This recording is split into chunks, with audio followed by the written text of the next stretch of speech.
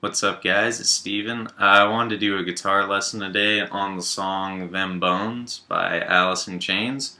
So, for the tuning, you're just going to be in drop C sharp tuning. So, take your guitar, drop it a half step, and then drop the low string another whole step. And I'm actually going to be playing this song on my 7-string guitar, but you don't need the 7th string, so don't let that mess you guys up any while you're watching. Other than that, we're ready to get started. So, this song's actually in 7/8, at least for the intro and the verse it is. So, you're going to be counting kind of strangely when you're first starting, but as long as you keep the pattern for how many times you strum each chord, then this shouldn't be very hard for you to remember. So, that pattern is going to be the same for the intro. It's just one pattern repeated the whole time, and that is going to be the open 6th, 5th, and 4th strings, and then the 10th fret of the 3rd and the 7th strings. So you get this chord. And that's going to be the first chord you strike to get into the song. Then you're going to start a palm muted pattern, which is going to be the open power chord. So open 6th, 5th, and 4th twice. Then you're going to play the 1st fret power chord 4 times. 1, 2, 3, 4. Then you're going to go up to the 2nd fret and you're going to play that 3 times. 1, 2, 3. Then you're going to play the 3rd fret once and then open 2 times to round it out. And that is going to be the entire intro. You're just going to repeat that several times. Altogether, it should sound like...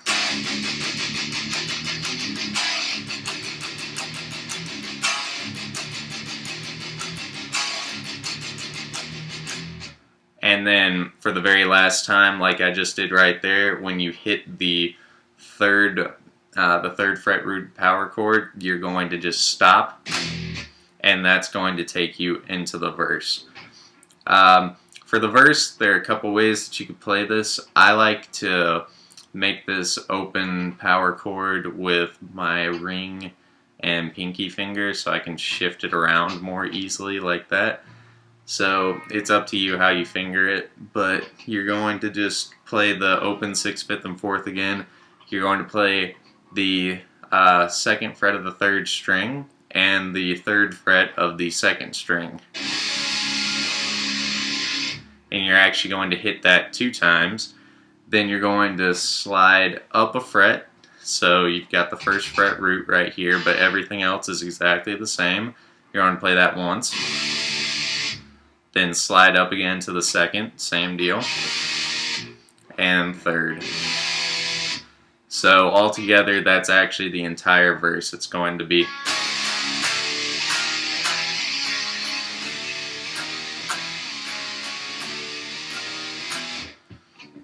And that's it. And that's actually going to take us straight into the chorus, which is just going to be a slide up to the 8th fret root, and you've still got this barred power chord here. And you're going to strum that, just like that, and then you're going to shift down to the 7th fret.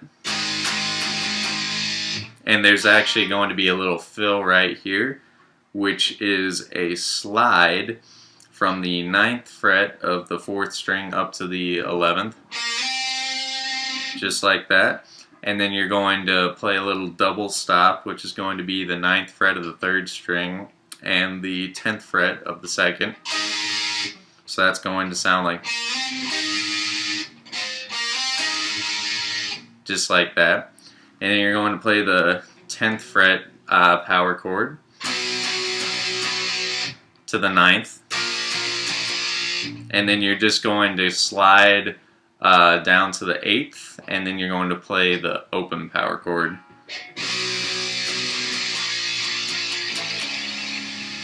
Like that. And then That is actually the cycle that's going to repeat throughout the entire song of intro, verse, chorus. After you hit that open power chord, you're going to go straight back into the intro. And then after you play through the verse and chorus again, you're going to come up to the solo section of the song. And I didn't want to teach you guys the solo note for note because personally I find that boring. I just thought that it'd be cool if I showed you the scale that you could use to make your own solos up over it.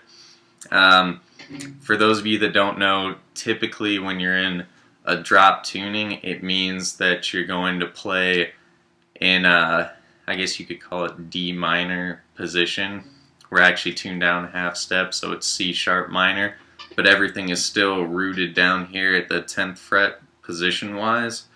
And we're just going to play the natural minor scale of this note, which is the open. That's what we're going for. We're going for the natural minor scale around that. So that's going to be the 12th fret of the 6th string, which is our root. And then we're going to play the 10th, 12th, and 13th fret of the 5th string. Then the 10th and 12th fret of the 4th string. Then the 9th, 10th, and 12th frets of the 3rd string. Then the 10th, 11th, and 13th frets of the 2nd string. And then the 10th, 12th, and 13th frets of the 1st string. So all together we have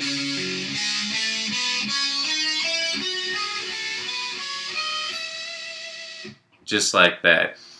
And because it's Alice in Chains, Jerry Cantrell plays a very bluesy kind of guitar. Even when it's kind of a metal, full-on distortion, it's still got a lot of the blues flavor in there. So if you wanted to add that in, you just take what's called the flat 5th, which would be the 11th fret of the 5th string and the 13th fret of the 3rd string. So you get that octave. So you could play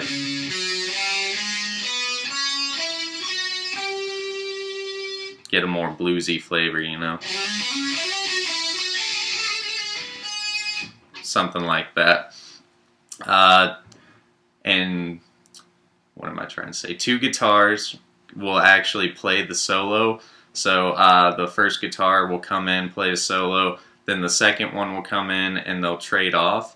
And that whole time, the intro, verse, chorus kind of pattern is still playing underneath them. So that's going to be the backing track while you guys are playing the solo, just so you're aware of that.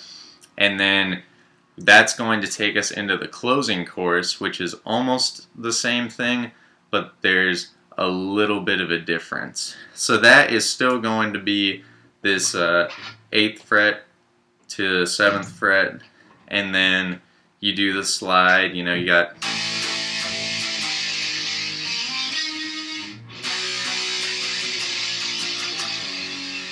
but instead of going to the open right there, you see I went to the 5th fret because we're going to play this chorus several times over. So it should sound something like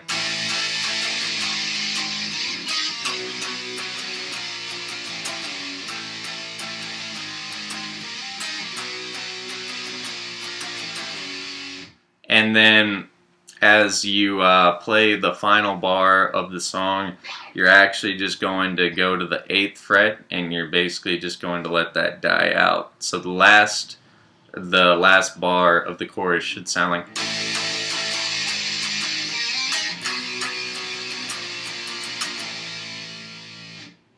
like that. And then, like I said, you'll let it just die out. And that is actually the entire song. Not that many parts to remember, but it's still a fun song to play along to. And I hope you guys enjoyed the lesson.